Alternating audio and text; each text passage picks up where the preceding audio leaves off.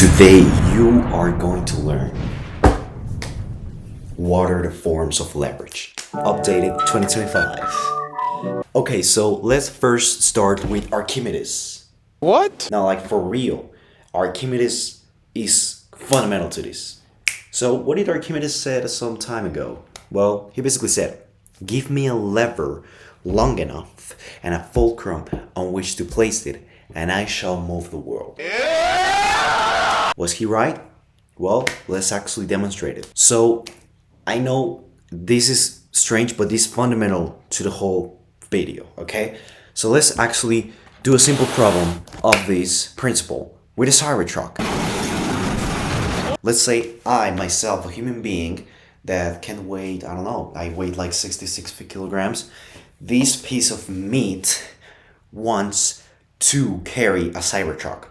How? Well, let's use that Archimedes principle, right? If you give me a lever long enough and a fulcrum which to place it, I can essentially, technically, carry a Cybertruck. Let's actually test it out, okay? So, first of all, how much does the Cybertruck weight? Test it out. I know, bro, like, this is fundamental. This is absolutely fundamental to the whole concept of leverage in today's world. And just want to understand it, okay? I just want make this clear because it's actually the foundation of it. So let's give an example. So how much does the Cybertruck weight? So based on my research, the Cybertruck's weight, according to Tesla, it's basically around 3,000 kilograms. Let's leave it at 3,000 kilograms to keep the math clean, right? Now, what is the force, the effort? My force, let's assume I weigh 80 kilograms, about 176 pounds. I need to apply this force by hanging all my weight on the end of the lever. That's what I gotta do. Now we gotta set up the scenario. Now we need to know where to put the fulcrum, right? Like the pivot. To make it easier, we basically need to put the fulcrum very close to the truck, right? So we have a Cybertruck. I mean, yeah, that's why I choose the Cybertruck, because it's very easy to draw. Then we have this big lever. I'm here. I want to carry the Cybertruck. Where do we need to put the fulcrum? Well, we basically got to put it very close to the Cybertruck. Let's say here. Why? I'm going there. Let's say this is 1 meter, right? So from this is 1 meter. But now we don't know this, right? We don't know how many do I have. Like, I don't know what is the distance from the fulcrum to where I'm at necessary to carry this 3,000 kilogram truck. I don't know it. So let's use Archimedes principle. We need to first know what is the Archimedes principle. The Archimedes principle basically says this, that the first force times the first distance is equal to the second force times the second distance. Just bear with me, okay? This is not calculus. So what is the first force? The first force is 3,000 kilograms. So let's put it. 3,000 kilograms. What is the first distance? As we know, is 1 meter. So 1 meter. And that is equal to what? The second force. What is the second force? 80 kilograms. I'm not actually 80 kilograms, but just for the problem. 80 kilograms and the second distance. This is what we don't know. If you took algebra in high school, you know how to do this. What we gotta do is basically solve for the second distance. How much is this times this? Well, 3,000 times 1, 3,000, right? In this case, it's gonna be 3,000 kilograms per meter. How much is, well, first of all, we gotta have this kilogram times distance 2. So since we gotta solve this, we obviously gotta get rid of this. How we get rid of this? This is being multiplied. We gotta divide it in both sides to make this thing stay balanced. Obviously, this one cancels out, and at the end, we have this. 3,000 kilograms per meter divided by 80 kilograms equals the second distance. So now let's actually solve that. How much is 3,000 over 80? The answer is 37.5, right? The answer, I'm gonna put it right here. Answer of second distance is 37.5.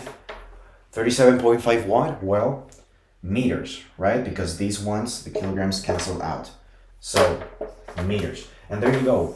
The necessary distance of the lever for me as an 80 kilogram human being to carry a 3,000 kilogram Cybertruck, it's 37.5 meters. So I need a lever that is 37.5 meters long from the point where I'm at to the point of the pivot to carry a 3,000 Cybertruck. That is actually crazy. Like 37 is not that much. Like whenever you think about this, it actually makes sense. The Archimedes principle makes sense. And what Archimedes said about give me a lever long enough and a fulcrum on which to place it, and I shall move the world. Like he was not tripping, bro. Bro. Here's the math. Here's the fucking math. You can test it, right? I can actually provide a video of something like this. Oh my! I need to provide a video. But yeah, we're not here for math, okay? I just wanted to start a video in here because I think it's literally a foundational thing. Leverage, it makes sense. So, after we have demonstrated that Archimedes was actually right with math, let's actually go into the thing. Okay, what is leverage? Obviously, that is a form of leverage that is used widely in today's world, in the physical world. If we want to carry big things, we have machines that humans operate. But we're not going to talk about that type of leverage, okay? What we're going to talk about is, I think, something more fundamental, right? Not something that is specific. What we're going to talk about right now is going to be what are the fundamental, based on first principles, what are the fundamental waves of leverage in today's world? 2025. You have probably, I don't know, from Naval Ravikant or something. For the people that don't know, Naval Ravikant is a pretty successful entrepreneur and modern philosopher, I shall say. But basically, you have probably seen this, right? First one is labor. The second one, capital. Third one is code. The fourth one, media. Okay, you have probably seen this. And for the people that don't know, oh my god. Damn, the artificial sun that I have in my room is not, whatever. Okay, so for the people that haven't seen this, and for the people that have seen this, I'm going to explain it really quickly.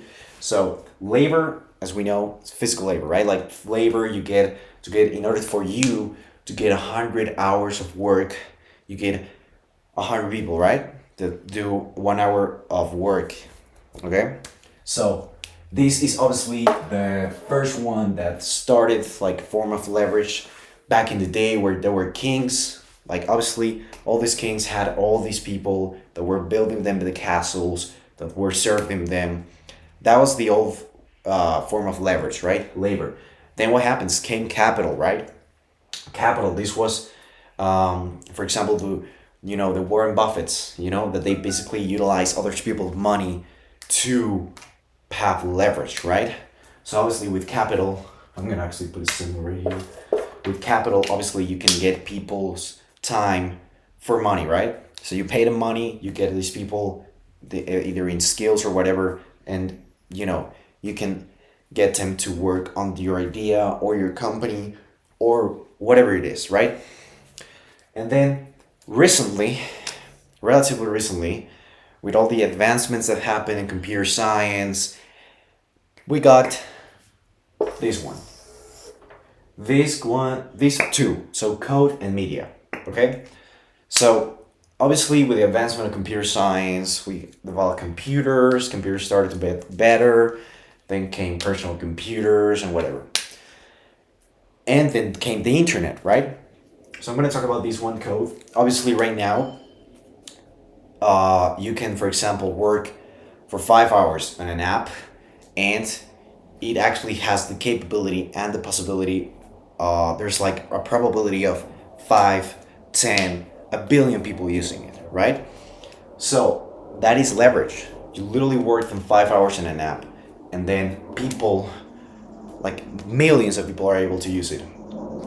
Obviously, it's not that simple. If you know about software development, it's not that, oh, 5 hours in an app and boom. It's not that simple. But that is the idea, right? And that is true. That has happened. Facebook, just look at Facebook. They started it on a Harvard dorm room. One guy, Mark Zuckerberg, and right now is one of the most valuable companies in the world. I mean, just look at it, literally the top most valuable companies in the world. Most of them are obviously using all of this. I'm going to go to that example, but most of them are built primarily in code. So Google, Amazon, um, Meta, what else? I think those are the primary ones. I mean, there's probably more that I haven't thought about, but whatever. And then media. Right now, literally, the platform where you're watching this right now, YouTube, I literally am dedicating my time to, like, I don't know, 30 minutes. How much is this video gonna be? I don't know, 30 minutes of my time, and it has the probability of millions of people watching it. Now, are millions of people gonna watch my video? No, honestly, no. Are 10,000? No. Are 100? No. I'm being honest. If you, it's probably videos gonna be watched by one people, and the reason why is because for this and this you need to have skill, right? In the case of media, for example, me myself, I don't have either the experience, like I don't have the enough experience, the reps, etc., in order to actually have that power, right? Someone that actually has that is Mr. Beast.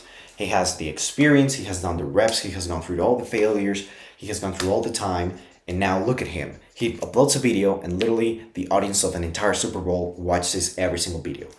But basically, I just wanted to lay out these concepts because right now we're in an age where this is kind of changing, and it's going to change dramatically. So let's talk about that. Um, Obviously, media, have social media, and obviously, media was not something new with social media. Like before, it was TV and all of that, but whatever. Just wanted to lay out these concepts. What is happening now? Obviously, if you have been living under a rock, probably most people not, but whatever. I'm still gonna say it. There is this very interesting thing called AI. So what happened?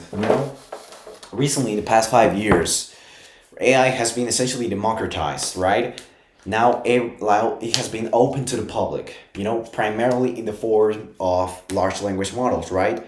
Then obviously image generation models, and then obviously speech recognition models. Like basically, the primary forms of AI, which is large language models like ChatGPT, then image generation models, which are also right now integrated to ChatGPT and everything. Basically AI has been democratized and it has been like productized, right? So now like anyone literally with an internet connection and a computer has access to these tools. And that's obviously has been the shift because before that wasn't happening, right? So for the past 5 years, from 2020 to 2025, that has been the general trend of AI. And here's the powerful thing that I think we gotta redefine. Whenever we look at, for example, the first thing, which is labor, people just think about people, right? Oh, you get people. But it's just not people. Like, I think we gotta redefine this, the definition of this, not as like actual human beings. Oh, you get a human being. Like, we gotta define it as intelligence, right? And as we know, there's two types of intelligence, right? There is the human intelligence, and then there's the artificial intelligence, which is obviously popping off right now and is getting really, really good. Obviously, there's that debate of, oh, these artificial intelligence are not really intelligent. I mean, let's be honest. They are demonstrating some capability of intelligence. It may not be like consciousness, that is more of a philosophical thing, but like if we are practical, they have some sort of intelligence. So basically, we gotta redefine this thing because right now we have this AI, sorry, which is really getting very good, right? And it has already proven to work in replacing a lot of digital cognitive tasks right now. Obviously, with the power, with the tools of AI integrated with automations and whatever, you can actually automate, and these AIs can actually do the same work or even better in digital cognitive tasks that a lot of people are doing, right? So if you have humans that are researching something in their computer and then putting it into Google Sheets or Excel, like right now with the current tools, there is actually a way in which you can replace that. And probably AI is going to do it better. And obviously, it's going to be less costly for your company, whatever. Here's the thing, labor has to be redefined because labor is basically the work engine. It's not something very specific like, oh, human labor. This is obviously how we have all defined us in terms of leverage before, because AI wasn't that obvious, right? Before they democratized it and before they made it available to the public. But right now that most of the public right now is aware of it, I think we gotta redefine it. And basically, labor has changed and has changed very recently from human labor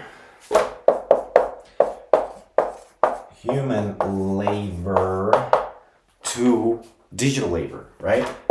It's not that it has changed. They're just like now two variables in the equation. Digital. Sorry, no, artificial. I'm gonna put. I think that sounds way better. Artificial labor. I was actually thinking about replacing this with intelligence, but I don't know, it just sounds better labor because at the end of the day, there's still artificial labor and human labor. So that's the new thing that is happening right now. Right now, there's these two, like this thing has been literally split into two things, human labor and artificial labor.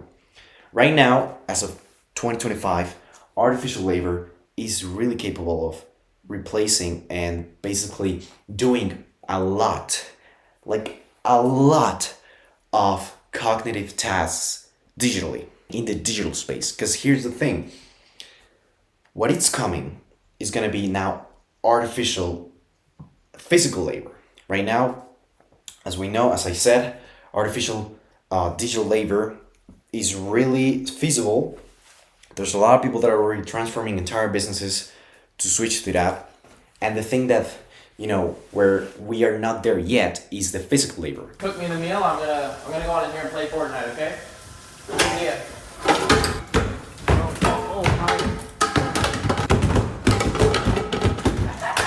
I mean, right now it's October 30. I mean, right now it's Halloween, literally, Halloween day. And I think a few days ago, a company called 1X unveiled their humanoid robot where you can literally put a deposit and in 2026 they're going to deliver them. So here's the thing. For the next 10 years, that's going to be the thing. More humanoid robots are going to be deployed. It's literally going to be an exponential scale. More humanoid robots are going to be deployed. Eventually, there's going to be more humanoid robots than humans. And it's, in my opinion, going to be the biggest product ever in human history. It's going to be super valuable. Let's not talk about that. That is a trend that is going to happen. We cannot, like, that is going to happen, right? The demand is incredibly, like, big, okay? So how does this change the whole leverage thing? Well, a lot, because now we have artificial labor, which is gonna act very similarly to code. What do I mean by this? Well, before or still right now, you need, for example, a lot of humans to create a home, right? Well, whenever obviously this trend continues, and once our humanoid robots prove to really match up and go beyond capabilities of human beings, then you're going to be able to have that incredible leverage of, hey, I can assemble a team of humanoid robots to build me a house. And obviously that's like 10, 30 years from now. I'm very optimistic about it, so that's why I say 30 years from now. A lot of people say 100 years from now. I honestly think it's going to be 30 years from now, but whatever. And basically, here's the thing. Artificial labor acts as code. Because as I said, whenever you deploy an app, you can use it for millions, whatever. This is a similar thing. Because, for example, automating a process, you can obviously put these AI tools into these automations and they can run forever. Blah, blah, blah, blah, boom, boom, boom. So here's the incredible thing that has happened. The labor has changed dramatically right now, primarily in the digital realm, but then in the very near future, like now and 10 years from now, the next 20 years, it's going to change to also the physical realm. So I think we got to really redefine this because it literally redefines the whole spectrum of what a leverage is, right? So we basically gotta redefine it as this. We have labor, which is human labor and artificial labor. This one's gonna be a fucking big one. And I was actually thinking about what if we just put this one like into another one because it's really big, but I don't know. Things still categorizes in the category of labor. Then we have capital, code, and media. Now, if you really think about it from first principles, I think there's another one missing. Which one is? Well, this one is the unique information that provides predictive insight, making the other forms of leverage effective by applying with that precision. What do I mean by this? Basically, data. I think there is another one, data, that we gotta add in here. Data. Why? As I said, if you have data, you have the unique information, then literally you can have like insights and therefore make the other forms of leverage, like basically affect the other forms of leverage. Okay? So, for example, let's say you are a business and you are deploying the artificial labor to your business. Well, you need data to actually know if there's a return on investment or something. And that data gives you what? It gives you leverage essentially because you have unique information that provides you insight. There's other businesses that don't have this data, this leverage essentially, and therefore they are wasting more resources, more money, whatever. And at the end of the day, with leverage, you want to do more with less. So at the end of the day, the other business that doesn't have the data, doesn't have that insight, is doing more with more. But you, simply because you have the data, you're doing more with less. I don't know. I really think this one is a big one. But yeah, a lot of people will discard this one, maybe put it in code or something. But I don't know. I just think this one is such a such an important one that I think should be in here. So I don't know. This is obviously my personal opinion from what I have been thinking about. You can put in the comments what do you think about all of this. Maybe you say, hey, fuck this, and also fuck your thing. You have no idea, and that's okay, right? But I don't know. I just wanted to make this video because it's really interesting. Obviously, because